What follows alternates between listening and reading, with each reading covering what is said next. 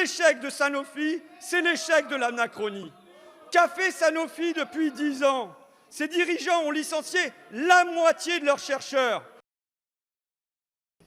Vous avez confié la stratégie vaccinale à des cabinets de conseil américains. Et pour les vaccins, là encore, il faut compter sur les Américains. Ma question est simple. Pourquoi la France, pays de Pasteur? Pourquoi la France? Pourquoi Sanofi n'a pas son vaccin?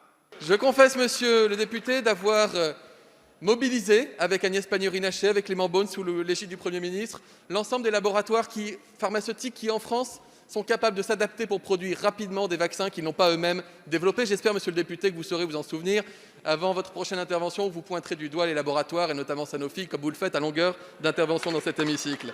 Ça n'était pas ma question. Ma question est, pourquoi la France, pourquoi Sanofi n'a pas son vaccin? Mais je comprends que vous n'y répondiez pas, parce que l'échec de Sanofi, c'est l'échec de la Macronie. Qu'a fait Sanofi depuis 10 ans? Ses dirigeants ont licencié la moitié de leurs chercheurs. La moitié. Ce groupe comptait 11 laboratoires en France, il en reste aujourd'hui 3. Sanofi s'est désengagé de tous les traitements non rentables, la cardiologie, les antibiotiques, la neurologie, le diabète.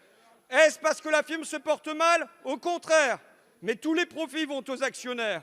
L'an dernier encore, en plein confinement, la firme battait un nouveau record, 4 milliards d'euros de dividendes. Et en même temps, comme tous les ans, Sanofi annonçait la suppression de 1700 emplois. Que faites-vous face à ce sabotage? Vous laissez faire, vous les regardez faire, vous êtes complices. Durant ces années de casse, l'État et son chef ont apporté leur appui à Sanofi. Appui financier, avec notre argent, avec l'argent des Français, des milliards de crédits impôt recherche alors qu'ils détruisaient la recherche.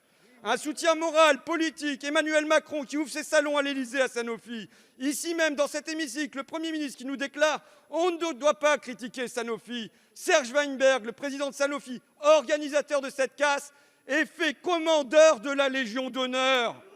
Pourquoi cette complicité? Il faut l'expliquer aux Français. Parce que Serge Weinberg, c'est l'ennemi de M. Macron. C'est l'homme qui lui a conseillé enrichissez-vous. C'est l'homme qui l'a fait rentrer chez Rothschild. Voilà pourquoi vous n'en parlez pas. M. Macron parlait de trahison. La trahison est sur ses bords.